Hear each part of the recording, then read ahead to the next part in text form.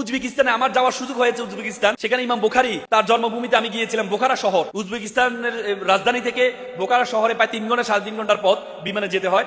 আমি গিয়েছিলাম বোখারা শহরে। ইমাম বুখারী উনি জীবনের প্রথম শুরুতে কিন্তু অন্ধ ছিলেন। ওনার একটা রোগের কারণে উনি অন্ধত্ব বরণ করেছিলেন, মানে প্রায় 2-3 বছর উনি দেখতেন না। তার মা তার জন্য দোয়া করেছেন যে আল্লাহ তুমি আমার ছেলেকে তার চক্ষু ফিরিয়ে দাও। তার মায়ের দোয়ায় পরবর্তীতে সে চোখ ফিরিয়ে পেয়েছে। এবং কি পরবর্তীতে ইমাম বুখারী আল্লাহ রাসূল সম্বন্ধে সবচেয়ে বেশি হাদিস বলা হয় যে 6 লক্ষ হাদিস উনি মুখস্থ করেছেন এবং উনি কালেকশন করেছেন 6 লক্ষ। ডু ইমাজিন, 6 লক্ষ হাদিস উনি কালেকশন করেছেন। তার মধ্যে 7,500 সামথিং বুখারী শরীফে তিনি অন্তর্ভুক্ত করেছেন, যেটা দিয়ে উনি ঘুরে ঘুরে যেটা সত্যতা পেয়েছেন, কোন সাহাবীর বিশ্বস্ততা দেখেছেন, সাহাবীর মেমোরি দেখেছেন, যে সাহাবী এটাকে বর্ণনা করেছেন সে সাহাবীর মেমোরি কতটুকু ছিল, উনি মুখস্থ করার ক্ষমতা কতটুকু ছিল, সব কিছু দেখে উনি 7,500 হাদিস উনি ইমাম বুখারী শরীফ যেটি আছে সিয়াসিত্তার একটি গ্রন্থ বুখারী শরীফে যুক্ত করেছেন। তার মানে তোমরা এখানে যারা আছো এখানে তোমাদের হয়তো মা বাবারও আছে। মায়ের দোয়া এবং বাবার দোয়া ইজ ভেরি ইম্পর্টেন্ট। বলে যে মায়ের দোয়া এবং ব্যর্থতা কখনো একসাথে চলতে পারে না। এই জন্য মা বাবার দোয়া তোমরা গ্রহণ করবা, শিক্ষকের দোয়া তোমরা গ্রহণ করবা। তোমাদের আমাদের জীবনে অনেকের উইকনেস আছে, আমাদের আবার স্ট্রেংথও দিয়েছে আল্লাহ তাআলা আমাদেরকে। কাউকে আমরা অনেক সময়, তোমরা এখানে যারা আছো অনেকেই সুইসাইড অ্যাটেম্প নাও, যে আমাকে আল্লাহ তাআলা দেখতে চেহারা সুন্দর দেয় নাই, আমার বন্ধুকে লম্বা বানিয়েছে, আমাকে লম্বা বানায় নাই, আমাকে খাটো বানিয়েছে, আমাকে দেখতে চেহারা সুন্দর দেয় নাই, আমাকে আল্লাহ তাআলা অনর্থক সৃষ্টি করেছেন। আল্লাহ তাআলা অথচ কোরআনে বলেছে ওয়ামা খালাকনাস সামা ওয়াল আরদা, আমি আসমান এবং জমিনে যা কিছু সৃষ্টি করেছি ওয়ামা বাইনাহুমা বাতিলান, কোনো কিছু আমি অনর্থক সৃষ্টি করিনি।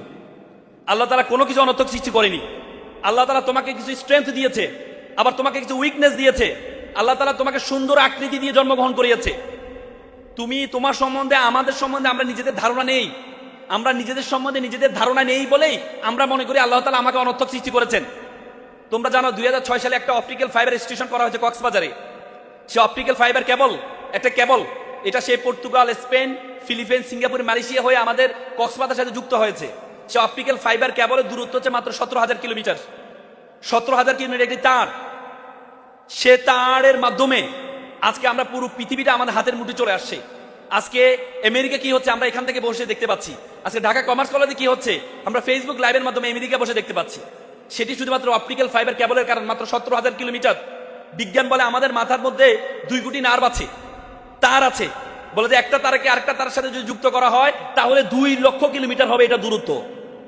চিন্তা করতে পারো, মাত্র 17,000 কিলোমিটার দিয়ে পুরো বিশ্বটা আমাদের হাতের মুঠে চলে আসছে। তাহলে 2 কোটি 2 লক্ষ কিলোমিটার যে নার্ভ তোমার মাথার মধ্যে আল্লাহ তাআলা দিয়েছে, এটা দিয়ে বিশ্ব জগৎ তোমার হাতের মুঠের মধ্যে চলে আসবে। বলা হয় যে সবকিছু ব্যবহার করলে কমে, একমাত্র ব্রেন যেটি ব্যবহার করলে তোমার ব্রেন আরো বাড়ে, সেই মেশিন তোমার মাথায় আল্লাহ তাআলা দিয়েছে। এই বিশ্ব জগৎ সম্বন্ধে তোমার ধারণা আছে? এই বিশ্ব জগতের এই বিশ্বের আয়তন কত জানো?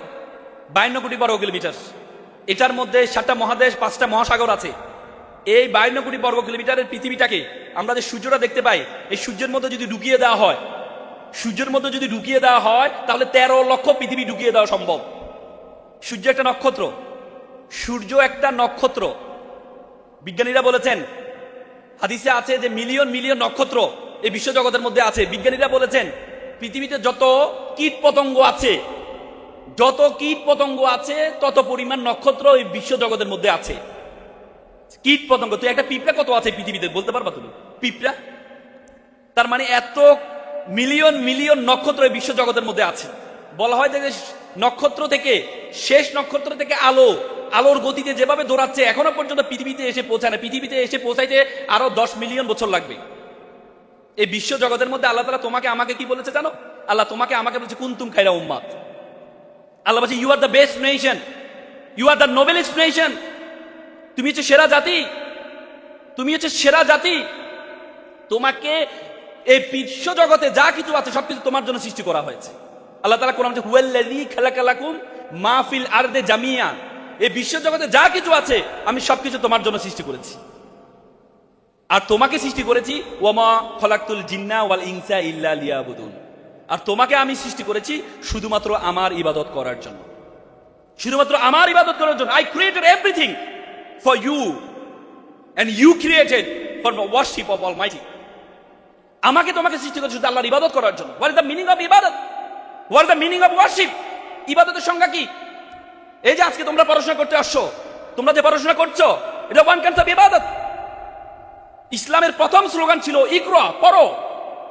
আল্লাহ রাসূলের কাছে প্রথম যে বাণীটি জিবরাইল আলাইহিস সালাম নিয়ে আসছিলেন হেরা গুহায়, সেটি হচ্ছে ইকরা বিসমি রাব্বিকাল্লাযী খলাক, পড়ো তোমার প্রভুর নামে যিনি তোমাকে সৃষ্টি করেছেন। তার মানে পড়াশোনা একটা ইবাদত। তবে প্রথম পড়াশোনার ব্যাপারে আল্লাহ তাআলা এমফাসাইজ করেছেন কোরআনিক নলেজ, ধর্মীয় নলেজকে এমফাসাইজ করেছেন। খালাকাল ইনসানা মিন আলাক, তোমাকে আমি জমাট বাঁধা রক্ত থেকে সৃষ্টি করেছি। তার মানে আল্লাহ তাআলা এখানে জীববিজ্ঞানকে এমফাসাইজ করেছেন। তার মানে তোমার যত নলেজ হবে, প্রথম নলেজ হবে তোমার কোরআন এবং সুন্নাহর নলেজ। আগে আমাদের মক্তব ছিল, আমরা ছোটবেলা মক্তবে যেতাম, কিন্তু বর্তমানে আমাদের সমাজে মক্তব ব্যবস্থাটা উঠিয়ে দেওয়া হয়েছে।